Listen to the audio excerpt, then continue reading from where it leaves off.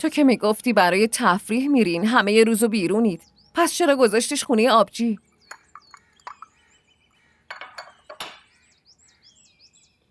عرفان، بله. پسرم چی شده؟ خیلی نگران به نظر میرسی. بگو دیگه، مشکل چیه پسرم؟ چی بگم؟ هر مشکلی هست بگو. حالش خوب بود؟ نکنه شما دوتا دعوا کردین؟ هر دعوایی که هست فقط دعا کنید زود تموم بشه. آخه چی شده؟ حداقل اینو بهم بگو. مامان، حرفایی رو که دیروز راجع به مرگم زدید فرح همه اونا رو شنیده. چی؟ کار اشتباهی کردی پسرم. بدون اینکه من بگی اونو خونه مامانش بردی؟ مامان اون لج کرده بود.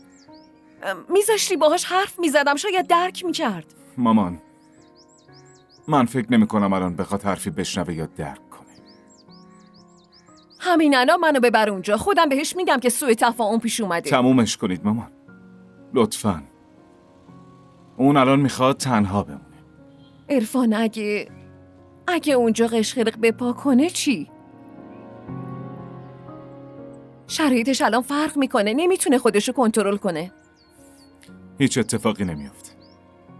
خودش بهم قول داد که اونجا هیچ حرفی نمیزنه.